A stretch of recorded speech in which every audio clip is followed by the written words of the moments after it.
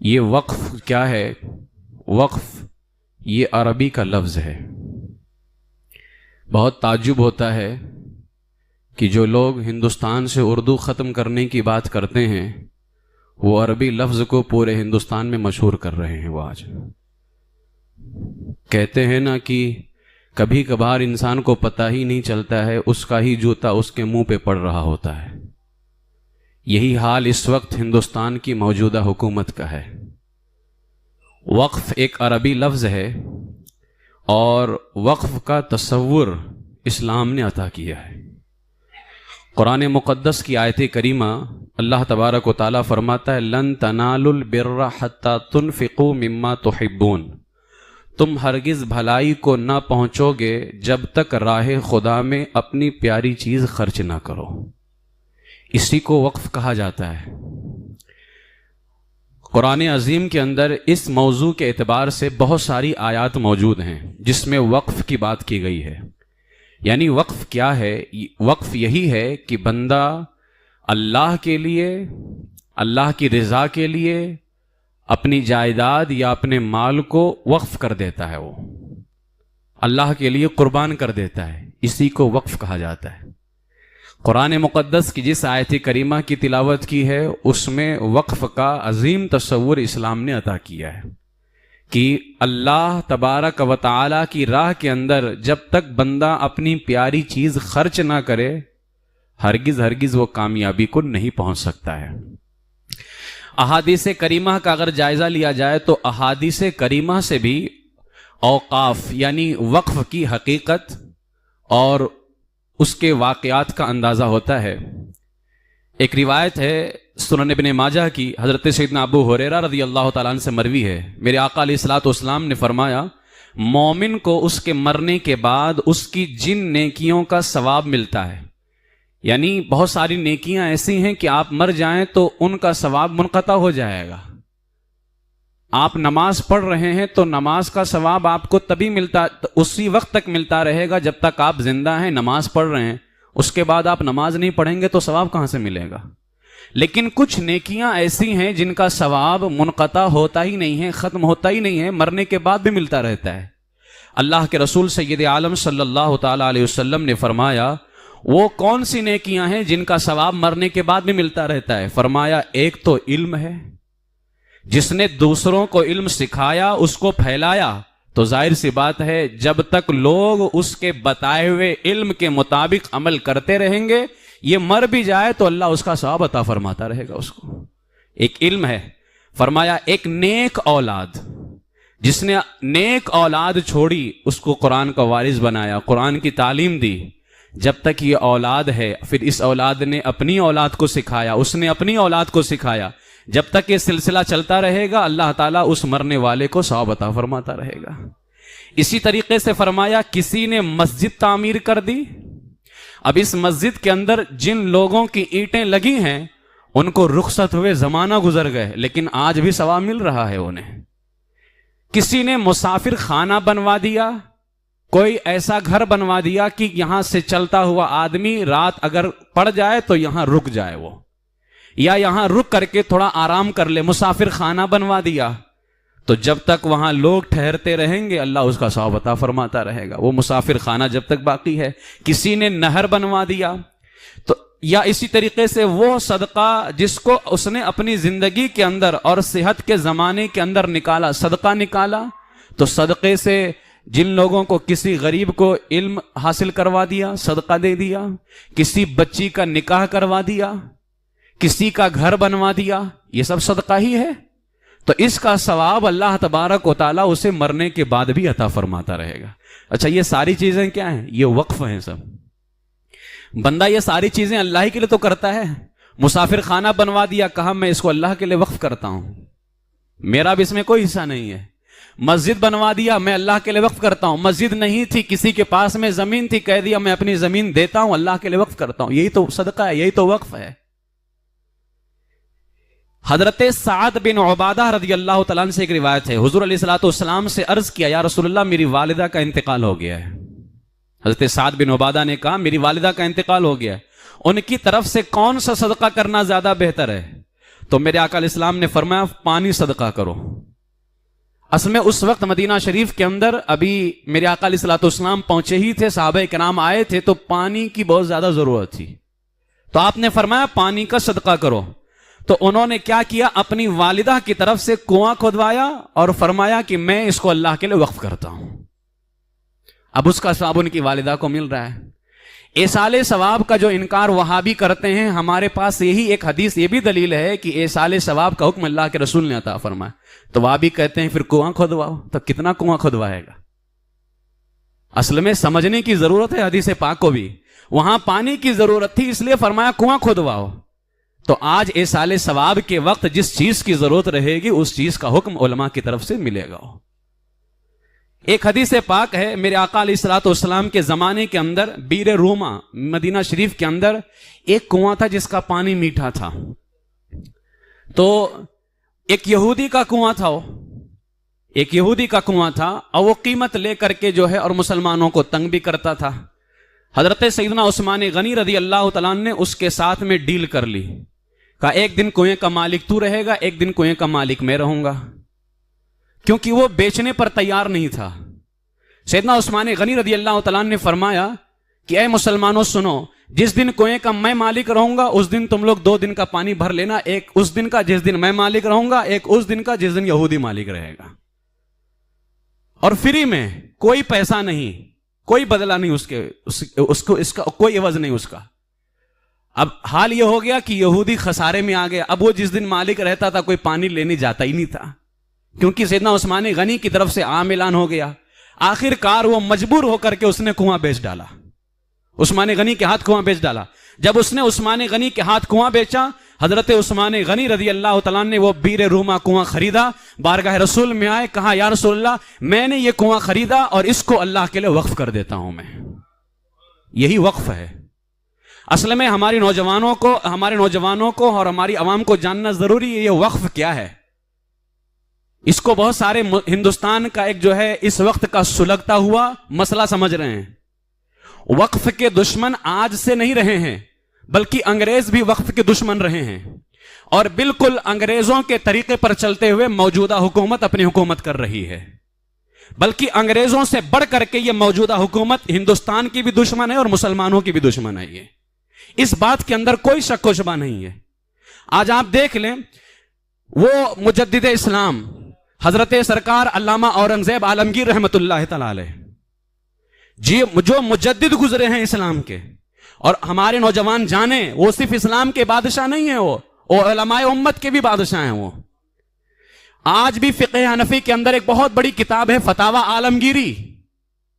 जिस तरह फतावा रज़विया है उसी तरह से फतावा आलमगीरी है।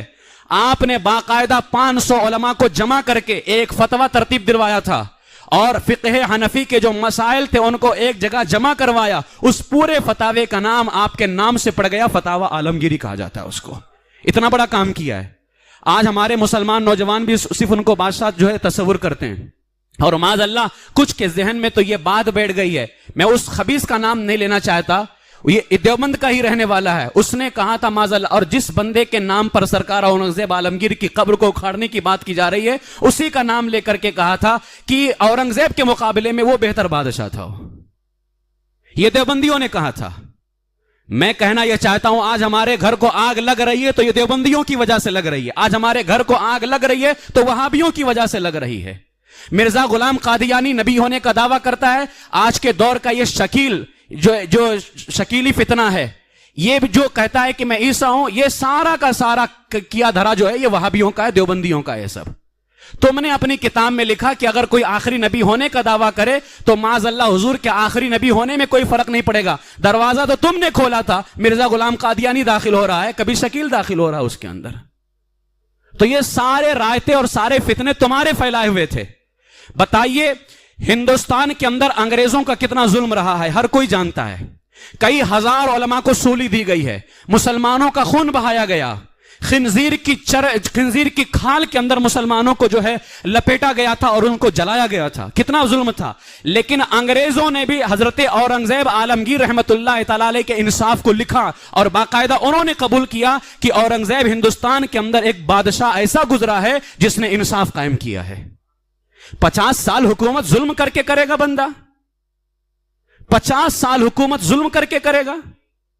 हरगिज नहीं हो सकता है। और यही वो औरंगजेब आलमगीर रहमतुल्लाह तआला अलैह, ये बनारस धरेरा नाम की मस्जिद गंगा के करीब आज जो है, ये किसने कायम किया था और ये इसकी तारीख क्या है? आज भी वो मस्जिद वहां पर मौजूद है।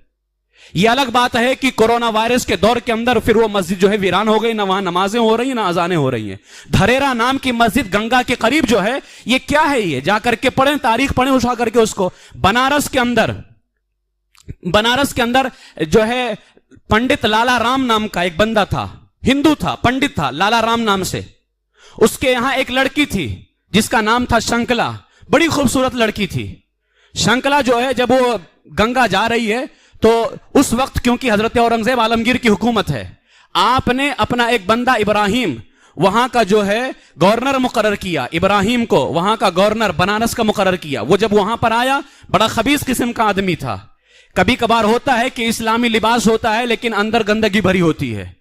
तो वो वहां पर आया गवर्नर बन करके, और उसने माज़ अल्लाह रब्बिल आलमीन उसी बेटी के हवाले से उस लाला पंडित राम को जो है पैगाम भिजवाया कि अपनी बेटी को हमारे हवाले करो, क्योंकि उसकी आदत थी कि वो खूबसूरत लड़कियों को अपने बिस्तर पर बुलवाता था और माज़ अल्लाह उन पे जो है उनके साथ अय्याशी करता, और उसके जो भी मामलात होते थे। उसने उस पंडित को पैगाम भिजवाया कि अपनी बेटी को हमारे हवाले करो वरना तुम्हारा सख्त अंजाम होगा। अब गवर्नर था उस इलाके का, पूरे बनारस का, कौन उसके सामने बोल सकता था? अब जब पैगाम पहुंचा है, जिस बेटी को नाजों से पाला था उस पंडित ने, लाला राम पंडित ने, तुमने तारीख पढ़ी हो तो पता करो ना लाला राम कौन गुजरा है। हम अपने बुजुर्गों को जानते हैं, तुम भी तो जानते होगे ना। और अगर तुम ना जानते हो तो हम तुम्हें याद दिलाते लाला पंडित राम कौन गुजरा है। ये जब उसको पता चला तो उस मियां बीवी दोनों ने कसम खाई कि हम अपनी बच्ची को उस जालिम के हवाले करने से पहले गंगा के अंदर जो है कूदा करके अपने आप को गंगा के अंदर डाल करके हम अपने आप को खत्म कर देंगे। कम से कम बच्ची पर जुल्म होता देख करके हम पहले मर तो जाएं यहां से। उस बच्ची ने रोका कि आप जो है ऐसा मत कीजिए। उस बच्ची ने कहा शहजादों का लिबास तैयार करवाइए।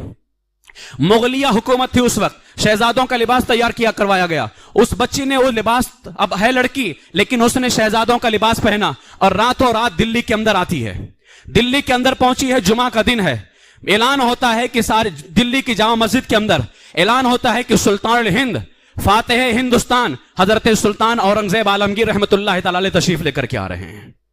हजरत ने जुमा की नमाज अदा करवाई, बाद में निकले तो आज की तरह नहीं थी, तुम्हारी तरह कि तुम किसी की बात तक ना सुनो। और आज आप देख लें, ये 2 मार्च की तो तारीख गुजरी है, क्या तुम समझते हो? ये 2 तारीख वो तारीख गुजरी है जिसने मुसलमानों की पीठ के अंदर खंजर घोंपा है। ये 2 मार्च जो गुजरा है, हमारे नौजवान तो अय्याशी कर रहे हैं, पिक्चर देख रहे हैं और नमाजें छोड़ रहे हैं। मस्जिद नमाजियों से भरी हुई थी रमजान के अंदर। रमजान के जाते ही देखे मस्जिदों का क्या हाल कर दिया है। हम रोना रो रहे हैं कि आज हमारे ऊपर जुल्म हो रहा है। मेरे आका इस्लाम ने बहुत पहले फरमा दिया था, अमालुकुम उम्मालुकुम, जैसे तुम्हारे अमल होंगे वैसे तुम्हारा हाकिम भी होगा। हाकिम अगर बुरा है तो तुम्हारे अमल भी तो बुरे हैं। तो तुम हाकिम को देख करके अंदाजा लगा लो तुम्हारा अमल कितना बुरा है। जितना बुरा हाकिम है उतना ही बुरा हमारा अमल भी है। आज अगर हमारे अमल अच्छे होते तो अल्हम्दुलिल्लाह सुल्तान औरंगजेब आलमगीर जैसा हमें हाकिम मिला होता। हजरत सुल्तान औरंगजेब आलमगीर रहमतुल्लाह तआला अलैह निकले, सबकी फरियादें सुन रहे थे, अपनी अपनी फरियादें सब पेश कर रहे हैं। ये बच्ची मुगलिया शहजादे का लिबास पहन करके सबसे आखिर में खड़ी है हिंदू लड़की, लेकिन मेरे आका इमाम हुसैन करबला जाकर के सिर्फ मुसलमान बेटी की इज्जत नहीं बचाए थे, पूरे जो है पूरी दुनिया के इंसानों की बेटियों की इज्जत की हिफाजत मेरे आका इमाम हुसैन ने फरमाई थी। आखिर वही तालीम तो औरंगजेब आलमगीर को भी मिली हुई थी जो तालीम इमाम हुसैन ने करबला के मैदान में दी थी। ये बच्ची सबसे आखिर में खड़ी थी। जैसे ही सुल्तान औरंगजेब आलमगीर इसके पास में पहुंचे, समझ गए, क्योंकि बादशाह इस्लाम है, मुजद्दिद इस्लाम है, समझ गए कि ये शहजादे के जो है मुगलिया शहजादे के लिबास के अंदर एक लड़की है। आपने फौरन अपने जो है खादिम को हुक्म दिया, इसको मेरे जो है अंदर जो भेजा जाए मेरे दरबार के अंदर। कहा इसकी फरियाद है नहीं सुनी जाएगी। अंदर लेकर के गए दरबार में, कहा सब लोग दरबार खाली कर दो। सबको भेज दिया, पता नहीं क्या मामला है, बच्ची का मामला है, सबको भेज दिया बाहर। कहा बताओ। सबसे पहले तो आपने उससे कहा कि अपना जो मुगलिया शहजादे का लिबास है उसको उतारो। अपनी चादर दी और कहा बेटी किसी लड़की को लड़के का लिबास जेब नहीं देता है, उसको लड़की का ही लिबास अच्छा लगता है। अपनी चादर दी आपने और फरमाया अब कहो क्या बात है। बेटी ने सारी दास्तान सुना दी। सरदार औरंगजेब आलमगीर के चेहरे का रंग कभी बदलता कभी कुछ होता, गुस्से के आलम के अंदर। आपने फरमाया जाओ डोली तैयार करो। तुम सज धज करके डोली तैयार करो। अब वो बच्ची तो सोच रही थी कि कोई हुक्म यहां से सुनाया जाएगा। खैर भारी कदमों के साथ वापस हो गई कि अब यहां भी सुनवाई नहीं है, और उधर चली गई वापस। एक दिन बाकी रह गए, पूरी तैयारी हो गई है। उधर से जो है इब्राहिम नाम का वो खबीस किस्म का शख्स जो मुगलिया सल्तनत की तरफ से आया था, लेकिन था जालिम अय्याश किस्म का आदमी था। उसने जो है अपना पूरा काफिला लिया और उस लाला पंडित रामलाल के घर निकला कि मैं उसकी बेटी को लेकर के आऊंगा। उधर से सुल्तान औरंगजेब आलमगीर रहमतुल्लाह तआला अलैह फकीरों का लिबास पहन करके बनारस पहुंच गए। वो इसने कहा कि मैं शादी से पहले फकीरों में जो है हीरे जवाहरात तकसीम करूंगा। अब ये तकसीम कर रहा है, अपनी सवारी पर बैठा सबको लुटा रहा है। आखिर के अंदर एक फकीर आया, उसने कहा हुजूर मुझे भी दे दें। तो इस इब्राहिम ने कहा जमीन पर बहुत सारे हीरे मैंने डाले हैं, पड़े हुए उठा लो। कहा आज आपका इतना बड़ा दिन है, लाला पंडित राम की बेटी से तुम्हारा निकाह होना है, कम से कम अपने हाथों से दे दें आप। खुश हो गया। इसने जैसे ही जेब में हाथ डाला हीरे जवाहरात निकालने के लिए, फौरन चादर फेंकी आपने। वो घबरा गया कि ये फकीरों के लिबास में जो है वो कोई और नहीं, हजरत सुल्तान औरंगजेब आलमगीर रहमतुल्लाह तआला अलैह हैं। खींच करके उसको सवारी से नीचे गिराया और हुक्म दिया इस मलऊन के दोनों हाथों को जो है घोड़ों के दोनों पिछले पांव से बांधा जाए और इतना घसीटा जाए, इतना घसीटा जाए इसके टुकड़े टुकड़े हो जाएं। वो मुजद्दिद इस्लाम हजरत औरंगजेब आलमगीर रहमतुल्लाह तआला अलैह ने हुक्म दे दिया और उसको इतना घसीटा गया कि उसको जो है उसके टुकड़े टुकड़े हो गए और वो मर गया। जब उसका खातिमा करवा दिया, आप उस बेटी के घर गए। जाने के बाद में जैसे ही पहुंचे, कहा बेटी एक गिलास पानी पिलाओ।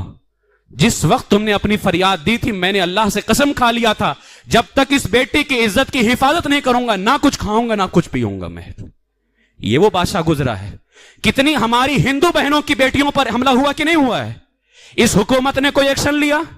तुम हमारी बेटियों की हिफाजत नहीं कर सकते थे, कम से कम अपने मजहब की बेटियों की तो हिफाजत करते।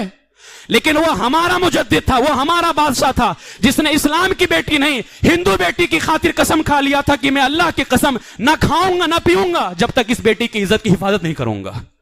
तो हमने उनके खिलाफ जो है माज़अल्लाह रब्बिल आलमीन, आज तुम्हारे कितने काले चेहरे हो चुके हैं। कभी यूपी के अंदर जो है ईद उल फित्र के मौके पे माज़अल्लाह ये कहना कि रोडों पर ईद की नमाज नहीं पढ़ी जाएगी। 10 मिनट जिस ईद की नमाज का वक्त होता है, हजारों तुम्हारे जुलूस रोडों पर निकले, तब रोड जाम नहीं होता है। 10 मिनट ईद उल फित्र में रोड जाम होता है और पासपोर्ट जो है जब्त करने का तुम ये ऑर्डर जारी करते हो कि अगर किसी ने छत पर भी नमाज पढ़ लिया, रोड अगर तुम्हारी जागीर है तो हमारी छत भी तुम्हारे बाप की जागीर है। ये तुम्हारे काले चेहरे। और मुसलमानों, इसके अंदर तुम्हें भी हिसाब देना होगा, इसलिए कि तुम्हारे अमलों की वजह से ये नापाक मलून बैठे हुए हुकूमत में। अगर इनको तख्त मिला है तो हमारे गंदे अमल की वजह से मिला हुआ है। तुम्हें भी हिसाब देना होगा अल्लाह की बारगाह के अंदर। इतने सारे मामलात हो रहे हैं। याद रख लो, निशाने मंजिल और होता है, मंजिलें और होती हैं। अगर मैं अभी जुमा पढ़ा करके निकलूं बाहर और मैं हाईवे रोड पर चला जाऊं और वहां लिखा रहे, एक बोर्ड नजर आए, वहां पर लिखा रहे पूना, अब मैं रोड टैक्सी वाले को या गाड़ी वाले को कहूं रोक दो पूना आ गया, तो वो क्या कहेगा? पूना नहीं आया। मैं कहूंगा पूना तो लिखा हुआ यहां पर, पूना आ गया है, ये मंजिल है हमारी। मैं अगर वहां उतर जाऊंगा तो रास्ता भटक जाऊंगा, इसलिए कि वो मंजिल नहीं है। तो जान लो, हमारी मस्जिदें हमारी मंजिल नहीं है, ये मंजिल का निशान है। दरगाहें हमारी मंजिल नहीं है, ये मंजिलों के निशान है। आज दरगाहों पर जाकर के हम नमाजें छोड़ रहे हैं, ये कहां का तरीका है? सुन्नत मुस्तफा को छोड़ रहे हैं, ये कहां का तरीका है? मस्जिदें हो या दरगाहें हो या उलमा हो या मदरसे हो, ये सब मंजिल नहीं है, ये सब निशाने मंजिल है। अगर मंजिल है तो दर मुस्तफा मंजिल है, वो अगर मंजिल है तो रसूल पाक की सुन्नत मंजिल है। इसीलिए किसी डाटा इकबाल ने कहा था, जो उनके गुलाम थे खल्क के पेशवा रहे, जो उनसे फिरा कमी आई वकार के अंदर। और आज हम दुनिया भर के अंदर, डॉक्टर इकबाल ने ही कहा था ना, जो हमने दरसे कुरान न भुलाया होता, जमाने ने ये जमाना न दिखाया होता। तो आज हमारी वजह से ही ये जालिम कमीने खिंजीर हुकूमती तख्त पर बैठे हुए हैं और हमारा ही माल खा करके और मुसलमानों के ही वक्फ का माल पैसा खा करके मुसलमानों पर ही जुल्म सितम करते हैं। बताइए, उस औरंगजेब आलमगीर रहमतुल्लाह तआला अलैह ने फिर जो है उस बेटी की ऐसी हिफाजत की है, आज उसकी कब्र को उखाड़ने की बात की जा रही है। तुम वक्फ का जो है ढंडोरा पीट करके कि वक्फ हम मुसलमानों की भलाई के लिए कर रहे हैं, तो औरंगजेब आलमगीर की कब्र को खोदना मुसलमानों की कौन सी भलाई है? औरंगजेब की कब्र को खोदना मुसलमानों की कौन सी भलाई है? अगर वक्फ के अंदर अपनी हरामखोरी दाखिल करके और जो है नापाक साजिशों को दाखिल करके मुसलमानों की भलाई चाह रहे हो, तो औरंगजेब आलमगीर की कब्र को खोद करके कौन सी भलाई है? ईद उल फित्र के मौके से यह ऑर्डर जारी कर देना कि अगर कोई अपनी छत पर भी नमाज पढ़ेगा तो उसका पासपोर्ट छीन लिया जाएगा, यह मुसलमानों की कौन सी भलाई है? तो मुसलमानों की भलाई ना करते। कलकत्ता के अंदर उस लेडीज खातून का जो डॉक्टर थी, कितने गलत तरीके से माज़अल्लाह उसके साथ गलत काम हुआ, लेकिन किसी ने कुछ किया? तुम इस्लाम की बेटियों की हिफाजत नहीं कर सकते, कम से कम हिंदू मजहब की बेटियों की तो हिफाजत कर लेते। लेकिन चोरों के मुंह से हिफाजत की बात अच्छी नहीं लगती है। चोरों के मुंह से हिफाजत की बात अच्छी नहीं लगती है। डाका डालने वाला बोले कि मैं डाकुओं को खत्म कर दूंगा। माफिया लोग खुद ही कहें कि हम जिन्होंने मुसलमानों का कत्लेआम किया हो, लाखों करोड़ों मुसलमानों का खून बहाया हो, वो कहेंगे कि हम मुसलमानों का हक दिलाएंगे। तुम्हारे मुंह से यह बात अच्छी नहीं लगती है।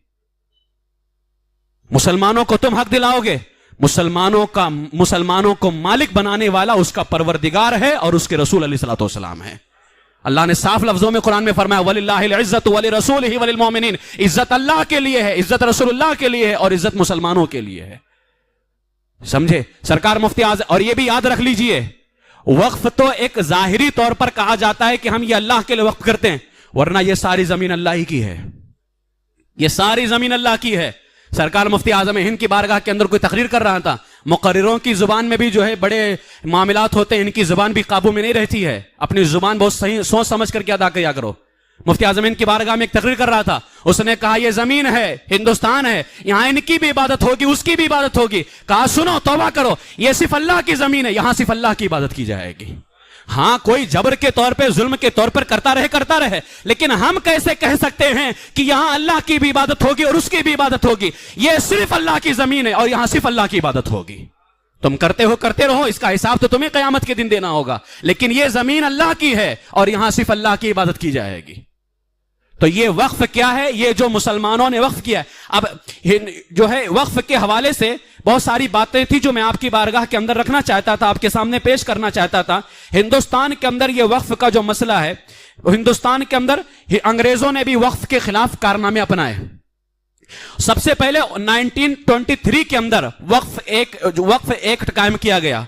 उसके बाद आजादी के बाद में 1954 जब अंग्रेजों ने वक्फ के खिलाफ हमला किया और वक्फ पर कब्जा जमाना शुरू किया, तो 1923 के अंदर ईस्वी के अंदर वक्फ एक्ट कायम किया गया। फिर जब हमारा मुल्क आजाद हुआ, उसके बाद इन लोगों ने वक्फ के खिलाफ जाना शुरू किया 1954 के अंदर। फिर उसके बाद 1984 के अंदर, आखिरी जो हुआ जो है 1995 के अंदर। और आज भी जो आर्टिकल वक्फ के हवाले से पेश किए जाते हैं वो 1995 के पेश किए जाते हैं, जबकि उसके बाद 2010 और 2013 के अंदर हुआ है। उसके बाद से 2024 इसलिए कहा जाता है वक्फ तरमीमी बिल 2024 से इस मौजूदा हुकूमत ने वक्फ बिल के खिलाफ, वक्फ के हवाले से एक अपना नापाक मंसूबा तैयार किया। और ये हम जान ले कि हिंदुस्तानी औकाफ कोई मामूली चीज नहीं है। आखिर क्या वजह है कि ये इतना वक्फ के खिलाफ है? हिंदुस्तानी औकाफ कोई मामूली चीज नहीं है। इस वक्त हिंदुस्तान के अंदर सच्चर कमेटी की रिपोर्ट के मुताबिक 9 लाख एकड़ से ज्यादा जमीनें औकाफ की हैं। फौज और रेलवे के बाद सबसे ज्यादा जमीनें अगर किसी के हैं तो वो मुस्लिम औकाफ की हैं। फौज और यानी आज हम भी उनको बता रहे हैं जो हमें मुल्क से निकालना चाहते हैं कि आज जमीनी एतबार से भी हम ही सबसे मालदार हैं। यही तो हमला है। जो हमें मुल्क से निकालने की कोशिश कर रहे हैं वो जानते हैं कि हमसे ज्यादा जमीनें तो इन्हीं के पास में हैं। हम मुल्क से कैसे निकाल सकते हैं?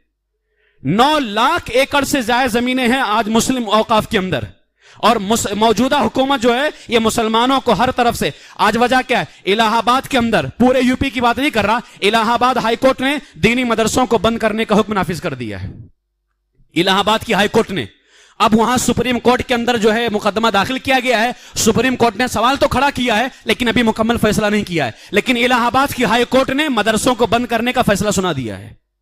सुप्रीम कोर्ट का फैसला बाकी है। उम्मीद है अगर उनके अंदर इंसानियत होगी और किसी के खरीदे हुए नहीं होंगे तो फिर फैसला जो है इंसाफ के मुताबिक होगा। और मदरसे, जिस तरह दूसरे लोगों की तालीम गाहें खुली रखने की इजाजत है, उसी तरह इस्लाम की तालीम गाहें भी खुली रखने की इजाजत होगी। अगर उनके अंदर जरा सी भी गैरत बाकी होगी तो। ये सारा कुछ क्यों है? यही वजह है कि मुसलमानों के जो रिफाही और फलाही काम होते हैं जहां से उनको खत्म किया जाए, और जिन लोगों को मुसलमान एक आंख भी नहीं बाता है, उनको मुसलमानों की औकाफ से भी तकलीफ है, वो मुसलमानों की इस जायदाद को खत्म करना चाहते हैं। और जो अभी बिल पेश किया जा रहा है, 2 मार्च को जो पेश किया गया लोकसभा के अंदर, ये नापाक बिल पास हो गया, और राज्यसभा के अंदर कल गुफ्तगू हुई है, अभी वहां का कोई डिसीजन नहीं आया, लेकिन लोकसभा के अंदर इसको उन मलऊनों ने, जबकि उस बिल के खिलाफ भी आवाजें उठती रही और कई लोगों ने उस बिल के खिलाफ अपने बयानात जारी किए। और मुसलमानों, मैं तुमसे भी कहना चाहूंगा, मैं उनका नाम नहीं लेता, उन लीडरों का और नेताओं का नाम नहीं लेता, लेकिन जिनके नाम पर तुम्हें बहुत ज्यादा भरोसा था, कोई यहां का है कोई वहां का है, मैं कल भी कहता था आज भी कहता हूं, तुम्हारा कोई नहीं है सिवाय अल्लाह उसके रसूल के। कोई नहीं है तुम्हारा अल्लाह उसके रसूल के। हकीकत में जो लोग हमारे इफ्तार पार्टी में आकर के और ईद उल फित्र के मौके पर सेलिब्रेशन में आकर के कह रहे थे कि हम तुम्हारे साथ में हैं, हम उस बिल के खिलाफ जाएंगे, उस बिल को पास नहीं होने देंगे, वो जाकर के जो है लोकसभा के अंदर उसी की हिमायत में बयान दे रहा है। वो तुमको उसने बता दिया है, और आज भी अगर तुम्हारे होश के नाखून नहीं आए तो याद रख लो, तुम्हारा इतना बुरा हाल होने वाला है। उन लोगों के घर बिल्डोजर से गिराए गए, तुम अपने मकान बना करके खुशफहमी में मुब्तला मत रहना। महाराष्ट्र के अंदर पूरी तैयारी हो रही है, पूरी तैयारी हो रही है। क्या बात है, अभी तो 1 साल शायद मेरे ख्याल से पूरे हुए होंगे, या 1 साल नहीं हुए हो, या 1 साल से ज्यादा हुआ हो। औरंगजेब आलमगीर की कब्र का मसला छिड़ गया, अभी 1 साल भी पूरे नहीं हुए हैं, अभी तुम्हें 4 साल देखना है महाराष्ट्र के अंदर। अपने हालात को बदलो। अगर अपने हालात को नहीं बदला, सबसे ज्यादा वक्फ की जमीन से जो फायदा हो रहा है वो वक्फ बोर्ड कर्नाटका को हो रहा है। वक्फ बोर्ड कर्नाटका को सबसे ज्यादा जो है इससे फायदा हो रहा है, वक्फ की जमीनों से सबसे ज्यादा। और सबसे ज्यादा वक्फ की जमीनों पर जो कब्जा किया गया है वो महाराष्ट्र की सरजमीन पर, वक्फ की जमीनों पर कब्जा किया गया है। इसलिए कि इस वक्त पूरे मुल्क के अंदर जो औकाफ की जमीनें हैं उनकी जो कीमत अभी की निकाली गई है 1.2 लाख, यानी 12,000 मिलियन है। औकाफ की जमीनों की कीमत 12,000 मिलियन। अगर उसका यानी 12,000 मिलियन का सिर्फ 10% निकाल दिया जाए, यानी 12,000 करोड़ मुसलमानों की तालीम पर, समाजी मसाइल पर खर्च कर दिया जाए, तो सरकार से कोई रुपया लिए बगैर मुसलमान तरक्की कर जाएगा। सिर्फ अगर उस 12,000 मिलियन का 10वां हिस्सा 12,000 करोड़ निकाल दिया जाए मुसलमानों के लिए। ये जो हिंदुस्तान के अंदर जो है, पूरे मुल्क के अंदर जो हिंदुस्तान में जो पूरे मुल्क के अंदर जो औकाफ की जमीन है, ये उसकी कीमत है। उत्तर प्रदेश के अंदर वक्फ बोर्ड की 3,000 जमीनें हैं। 3,000 जमीनों पर उन्होंने नाजायज कब्जा किया हुआ है, जिसकी कीमत करोड़ों खरबों रुपया है। राजधानी जो हमारी राजधानी है दिल्ली के अंदर यह हैरत अंगेज इंकशाफ सामने आया है। वक्फ की जायदाद 1977 है, जिसमें से 600 जमीनों पर सरकारी इदारों और जमीन माफिया का कब्जा है। वो माफिया मिटाने वालों को यह नहीं समझ में आता है, सरकार उस वक्फ की जमीन पर 600 सरकारी जमीनों पर सरकारी इदारों और जमीन माफिया कब्जा है। 138 जमीनों पर डीडीए और मरकजी महकमे तामीरात, जो मरकजी तामीरात होते हैं, महकमा होते हैं, 108 कीमती जमीनों पर इन्होंने तामीरें करके रखी हुई हैं। और सबसे ज्यादा जो नाजायज कब्जा किया गया है वो महाराष्ट्र की सरजमीन पर किया गया है। मैं उसका नाम नहीं लेना चाहता, आज भी जो है कोर्ट के अंदर उसका मुकदमा दायर है। एक हिंदुस्तान का बहुत बड़ा मालदार आदमी है, मैं उसका नाम यहां लेकर के मिंबर को गंदा नहीं करना चाहता हूं। आज भी मुंबई कोर्ट के अंदर उसके नाम से जो है मुकदमा दायर है कि उसने अपनी जो प्रॉपर्टी बनाई है ये वक्फ जमीन पर बनाई है। सवाल पैदा होता है कि अगर मुसलमानों ने कब्जा किया होता या हिंदुस्तान का कोई कम तबके वाला कब्जा किया होता तो नाजायज कब्जे का नाम पर बिल्डोजर लेकर के पहुंच गए होते। तो यह कब्जा तो तुम लोगों ने करके रखा हुआ है।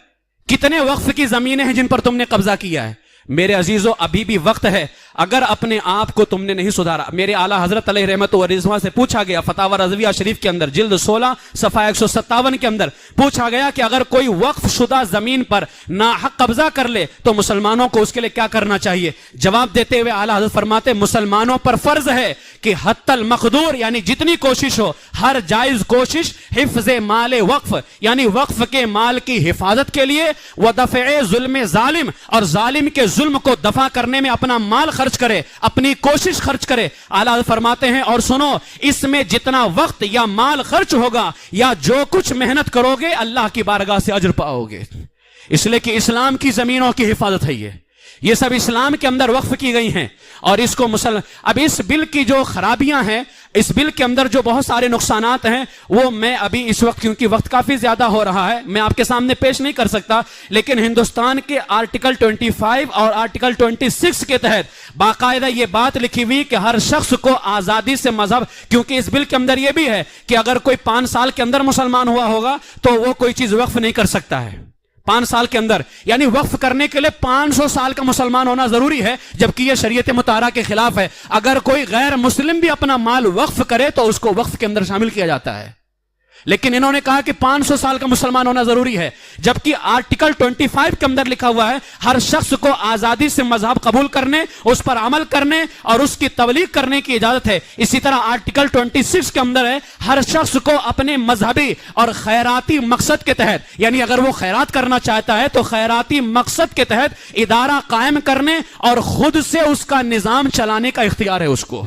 और इस बिल के अंदर 40 तरमीमें की गई हैं, जिसमें से एक तरमीम माज़अल्लाह यह भी है कि मुसलमानों की जितने भी औकाफ की जमीनें हैं उनमें जहां बहुत सारी कमेटियां होंगी, उन कमेटियों के अंदर चीफ एग्जीक्यूटिव जो है होगा, यानी सबसे आला दर्जे का जो नाजिम होगा, हिफाजत करने वाला, वो गैर मुस्लिम शख्स होगा।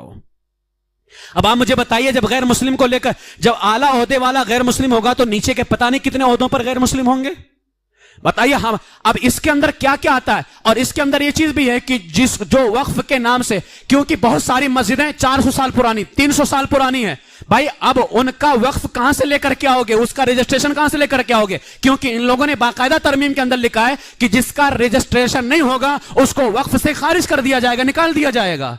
कितनी मस्जिदें, और आज हमारे मुसलमानों का तो बस खाने बनाने से, लेने देने से है, बस कुछ मसला नहीं है। मजारों पे चादर चढ़ाते रहें और लंगर करते रहें, इसके अलावा कोई काम नहीं रह गया। कितनी हमारी मस्जिदें हैं, हमारी मुंबई के अंदर वो रजिस्ट्रेशन नहीं है, वो कितनी मस्जिदें जो रजिस्ट्रेशन नहीं है। तुम आखिर कब रजिस्ट्रेशन, आज से मानो में मुसलमानों पर बहुत अफसोस होता है, आज रजिस्ट्रेशन कैसे करवा पाएंगे? ये अपना आधार कार्ड सही नहीं कर पाते हैं, नाम में अगर मिस्टेक हो तो अपना आधार कार्ड सही नहीं करवा पा रहे हैं, ये रजिस्ट्रेशन कैसे करवाएंगे? हालात इतने हमारे खराब हो चुके हैं, मालूम है। कहा कि अगर रजिस्ट्रेशन नहीं होगा तो उसको वक्त से निकाल दिया जाएगा। मुझे बताइए, जो 300 साल 400 साल पुरानी मस्जिदें हैं उसका रजिस्ट्रेशन कहां से लेकर के आएंगे? वो मस्जिदें तो इसी नाम पे चल रही है ना कि 300 साल से वक्फ की है, अल्लाह के नाम पर जमीनें हैं, चल रही हैं। कहां से आप जो जमीन को वक्फ करने वाला है उसको कब्र से उठा करके लेकर के आओगे? कहां से रजिस्ट्रेशन दिखाओगे तुम? तो ये सारे मंसूबे तैयार हो रहे हैं तुम्हारे खिलाफ, क्योंकि ये बिल्कुल फकीर हो चुके हैं, ये बिल्कुल मुफलिस हो चुके हैं, और तुम्हारी जमीनों पर कब्जा करके, याद रख लो, आज तुम्हारी जमीनों पर कब्जा, मैं अपने नौजवानों से कहूंगा, यह बात आज मैं इसलिए कह रहा हूं, थोड़ा वक्त भी हो रहा है, आज मैं ये बात इसलिए कह रहा हूं कि हमारे सारे उलमा ने इस बिल को रद्द कर दिया है। रजा एकेडमी की तरफ से ऐलान बाकी है, अगर कभी ऐलान होता है पुरअमन एहतजाज का, अल्लाह से दुआ भी करो कि अल्लाह ताला हमारे इस मुल्क की हिफाजत फरमाए, हमारे इस मुल्क के अंदर अल्लाह ताला अमन व अमान को कायम रखे। लेकिन अगर कभी पुरअमन एहतजाज, क्योंकि यह भी हिंदुस्तानी दफा के तहत हमको पूरा इख्तियार हासिल है कि हम पुरअमन तरीके से एहतजाज करना चाहें तो हम एहतजाज कर सकते हैं। मैं अपने सारे लोगों से गुजारिश करूंगा, अगर कभी किसी मुस्लिम तंजीम की तरफ से यह ऐलान होता है तो सारे लोग पहुंचने को तैयार हैं, उसके अंदर पहुंचने को तैयार है इंशाअल्लाह तबारक व तआला। अपनी जानें कुर्बान कर दो, लेकिन देखो सारी जमीन अल्लाह की ही है, लेकिन जिसको अल्लाह के नाम पर खास तौर से वक्फ किया गया है, अपनी जानों को कुर्बान कर दो, लेकिन अल्लाह के नाम पर वक्फ की हुई जमीन की हिफाजत हमें जरूर करनी है। आज ये इतने मरदूद हो चुके हैं, आज ये तुम्हारी जमीनों पर कब्जा कर रहे। किसी शायर ने क्या खूब कहा, हमारी जमात के बहुत बड़े आलिम दीन, अपने हक के लिए मैदान में ना उतरोगे अगर, घर के ईवान में ही मार दिए जाओगे। पहले तो छीनेंगे कानून बनाकर सब कुछ, तुम भी कानून पे फिर वार दिए जाओगे, उसी कानून पे तुमको ज़बह किया जाएगा। आज हंसो मत, 2 मार्च को जो तुम्हारी पीठ में खंजर घोंपा गया है और तुम्हारी जमीनों को कब्जा करने का जो नापाक मंसूबा लोकसभा के अंदर पास किया गया, किस लिए हंस रहे हो तुम तो फिलिस्तीन के बच्चों का खून बहता रहा, हंसते रहे। आज तुम्हारे ऊपर बात आई है, कम से कम उन बच्चों के लिए आगे नहीं बढ़े। आगे बढ़ने का लोग ये समझते हैं कि तलवार लेकर के निकलना है। हम मुसलमान कभी तलवार लेकर के निकलने का आपको इजाजत नहीं दे रहे हैं, क्योंकि ये सेकुलर हुकूमत है, जमहूरी हुकूमत है। हम आपको तलवार लेकर के निकलने की इजाजत नहीं दे रहे हैं। कम से कम दायरे के अंदर रहते हुए अपनी आवाज तो बुलंद कर सकते हो, और अगर आवाज पर पाबंदी लगाई जा रही है तो कम से कम गुनाहों को छोड़ करके अपने रब की तरफ तो आ सकते हो। इसलिए कि अगर अल्लाह की तरफ आ जाओगे तो अल्लाह तबारक व तआला फरमाता है लइन शकरतुम लाज़ीदन्नकुम, अगर मेरा शुक्र अदा करोगे तो मैं तुम्हें बढ़ा करके अता करूंगा। मैं उस रब की तरफ तो आओ। अरे उस रब की ताकत बहुत ज्यादा, हमारे पास ताकत नहीं तो क्या हुआ, उस रब की, उस सबसे बड़ी ताकत उस रब की है। उस रब की तरफ आओ, वो चाहेगा तो लम्हे भर के अंदर इन जालिमों को तबाह बर्बाद करके रख देगा वो, लेकिन तुम्हें पलट के आने की जरूरत होगी। जायदाद की जमीनों की हिफाजत करना क्या है? फर्ज है। वक्फ की हिफाजत क्या है? वक्फ की हिफाजत फर्ज है। अल्लाह से दुआ करो, रसूल पाक अलैहिस्सलाम की बारगाह के अंदर दुआ करो, हुजूर अलैहिस्सलाम की बारगाह में अपने इस्तिगासे पेश करो, या रसूलुल्लाह हम मुसलमानों पर निगाह करम फरमाएं और हमारे हिंदुस्तान के हालात को बेहतर फरमाएं। जो यहां हमारी जमीनों पर नाजायज कब्जा करने की कोशिश की जा रही है, या रसूलुल्लाह आप ही हैं अल्लाह के फजल करम से सारे चीजों के मालिक, सारे खजानों के मालिक, जमीन और आसमान के मालिक आप ही हैं। या रसूलुल्लाह आप हमारी हिफाजत फरमाएं। रसूल पाक अलैहिस्सलाम की बारगाह में इस्तिगासा पेश करें। अल्लाह तबारक व तआला हमारी और आप सब की हिफाजत फरमाए, दीन मुतहरा पर हम सब को जिंदा रखे और इसी पर